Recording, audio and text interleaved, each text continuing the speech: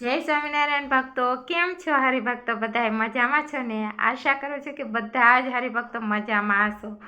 તો ભક્તો, આજનો વિડીયો આપણે કંઈક અલગ લઈને આવ્યા છીએ, બરાબર? તો આ તમારે રોજ મંદિર લઈ જવામાં દરરોજ ઉપયોગી બનશે અને બહુ જ સરસ અને સરળતાથી બની જાય છે. તો તમે પણ આવી રીતનું આ બનાવતા શીખજો. એ તો બનશે એટલે ખબર પડશે કે આપણે શું બનાવીએ છીએ. બરાબર? તો ભક્તો, જે લોકો જે મધ્યમ વર્ગના લોકો હોય છે, જે મારા જેવા અમારા જેવા કે બિલકુલ કંઈ મને તો ડાયાબિટીસ છે, એટલે હું તો કંઈ બહાર કંઈ જોબ કરી ના શકું, કંઈ કામ કરી ના શકું, તો ઘરે બેઠા આવું કરીને રોજગારી મેળવી શકીએ, બરાબર? તો ભક્તો, એવા લોકો તો આ વિડીયો અવશ્ય જોજો, કેમ કે તમારે પણ ઘરે બેઠા આવું બધું બનાવીને અને તમારો ખુદનું કંઈક બિઝનેસ કે કંઈક કામ કરવું હોય તો તમે કામ કરી શકશો. એટલે મારા વિડીયો તમે જોશો ને એટલે તમને કંઈક ને કંઈક ઉપયોગી તે શીખવા જેવું જ મળશે અને ખૂબ ઉપયોગી વસ્તુ જે તમને શીખવા મળશે, બરાબર? તો આજે ચાલો આપણે આનું કટિંગ કરશું, બરાબર? તો જો આ છે, આ કાપડ લીધું છે મેં, અને આને છે ને મેં આમ ડબલ કરી લીધું છે, બરાબર? તો ડબલ કર્યું છે ને, તો હવે આપણે એની લંબાઈ લેવાની છે. આપણે એની લંબાઈ 13 ઇંચ રાખીએ છીએ, બરાબર? એટલે 13 ઇંચ છે એટલે આ ડબલ છે એટલે આપણે 7.5 જેવી લઈશું. બીજું અંદર સિલાઈમાં જઈશું, બરાબર? 7.5 જેવી લેવાની છે, બરાબર? અને પછી આમ આપણે ચોડાઈ લઈશું. આમ આપણે ચોડાઈ લેવાની છે 14 ઇંચ લેવાની છે, બરાબર? તો ભક્તો, આપણે આમ ચોડાઈ આપણે 14 ઇંચ રાખવાની છે. તો 14 ઇંચ ઉપર હું અહીંયા એક માર્ક કરીશ,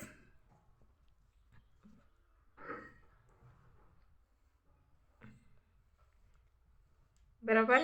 14 ઇંચ ઉપર આપણે એક માર્ક કરીશું અને પછી આપણે છે ને આ ચોરસ આપણે આટલું કટ કરી લઈશું પહેલાં.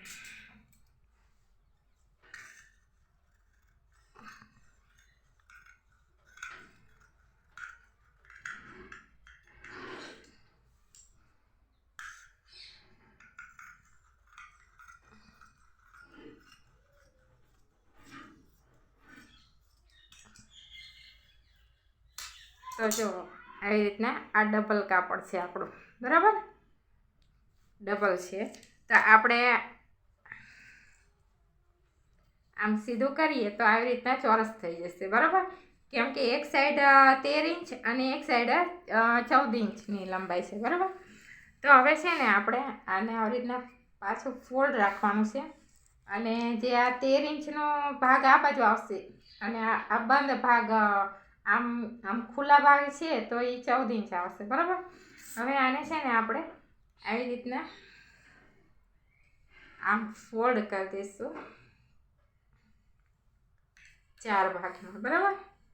હવે અહીંયાથી છે ને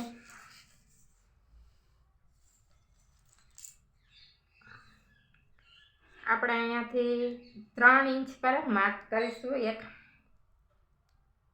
3 ઇંચ પર આપણે માર્ક કરવાનું છે, બરાબર?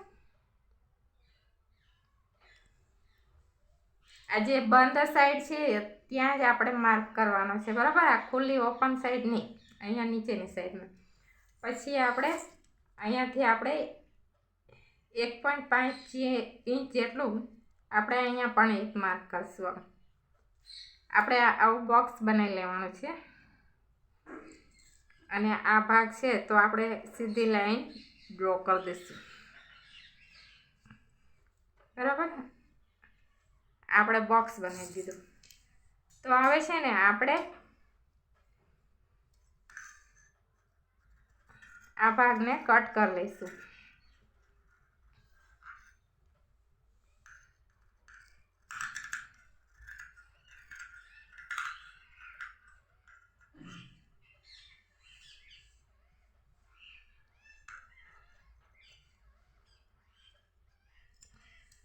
તો જો આ ભાગને આપણે કટ કરી દીધો છે, બરાબર? હવે આ જે ઉપરનો ભાગ છે ઓપન ખુલ્લો, એને પણ આપણે અહીંયાથી આ ખૂણામાં જ થોડુંક ગોળાકાર દઈ દઈશું આપણે. થોડોક રાઉન્ડ શેપ આપી દઈશું.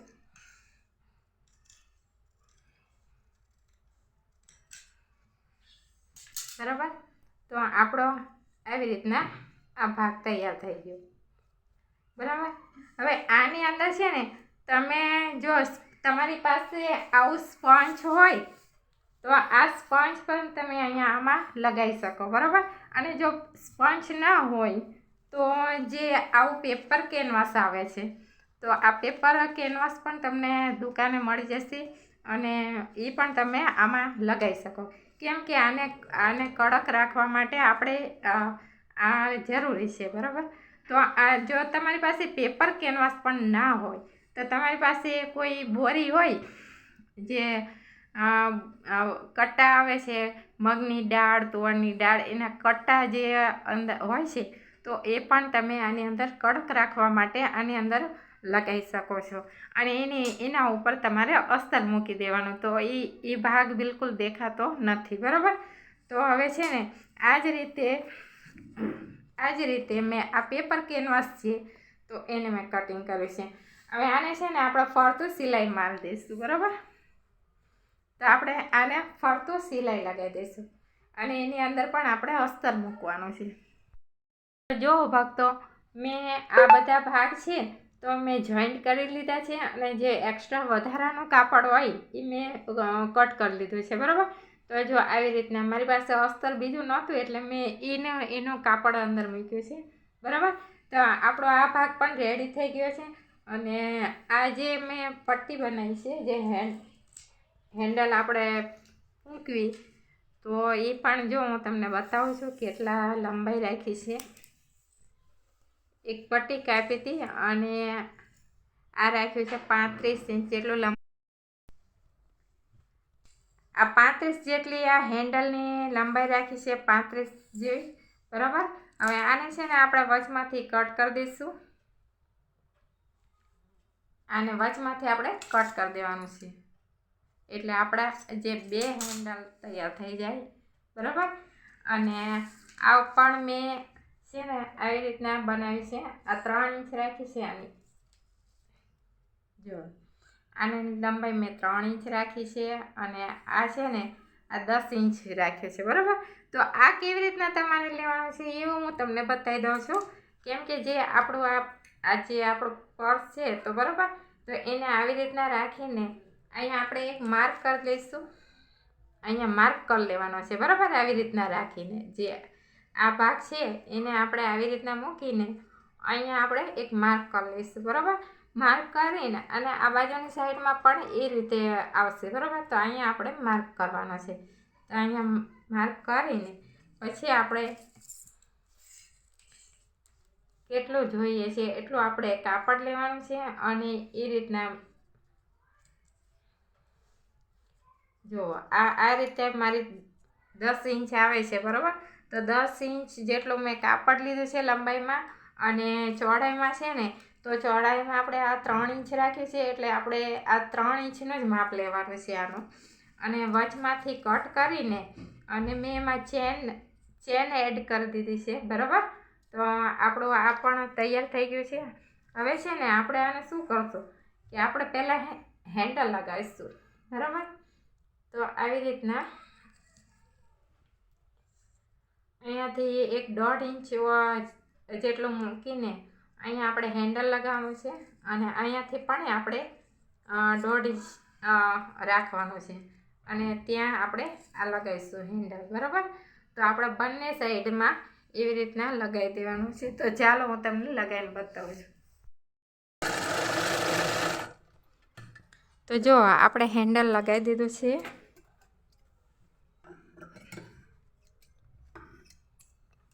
થોડુંક વધારે હોય તો થોડીક એક્સ્ટ્રા કાપી લેવાનું. બરાબર. તો આપણે બંને સાઈડ લગાવી દીધું છે. બરાબર.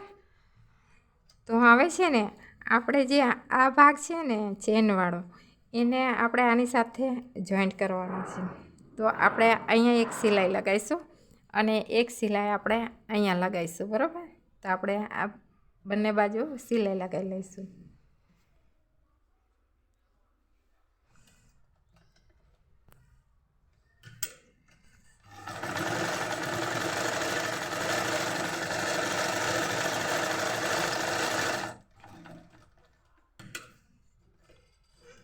બરાબર.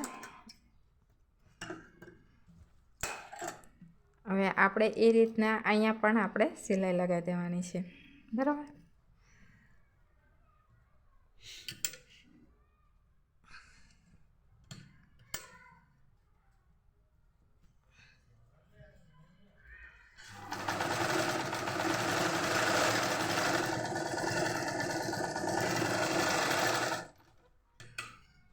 તો આપણી આ સિલાઈ લાગી ગઈ. હવે છે ને આપણે આને છે ને આપણે આવી રીતના વચ્ચે રાખીને આપણે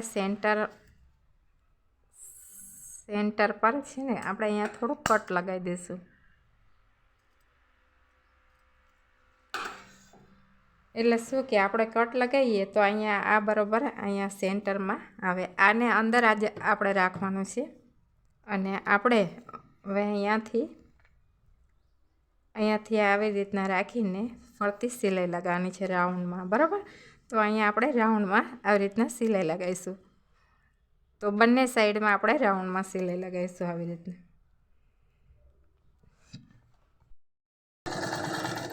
તો જુઓ ભક્તો, મેં બીજી સાઈડ પણ આવી રીતના લગાવી દઉં છું. બરાબર.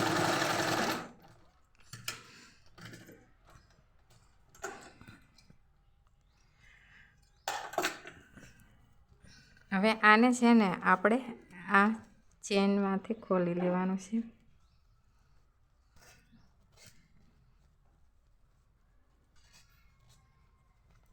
હવે આને આપણે પલટાઈ દઈશું. બરાબર.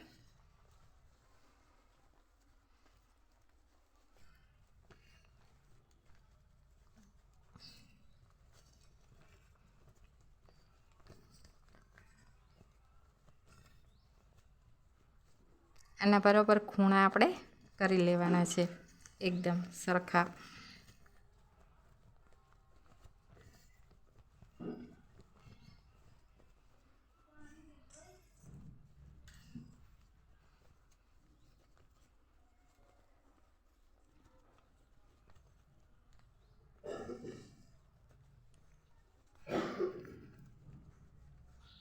બધા ખૂણા આપણે સરખા કાઢી લેવાના છે.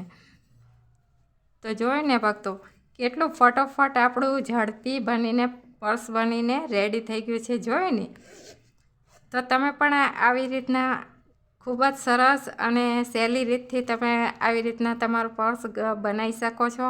અને આ તમારે દરરોજ મંદિર જાઓ એટલે તમે દરરોજ આ મંદિર લઈ જઈ શકો છો. અને આવી રીતે જો આપણે આ શિક્ષાપત્રી છે, કીર્તનની ચોપડી છે, આ માળા છે આપણી ભગવાનની, તો એ પણ આપણે આની અંદર મૂકીને પછી આપણે દરરોજ મંદિર જઈએ એટલે આપણા યુઝમાં આવશે. બરાબર.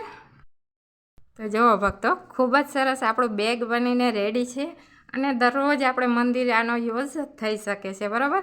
અને તમે આને અહીંયા ડિઝાઇન મૂકવી હોય તો પણ તમે મૂકી શકો છો.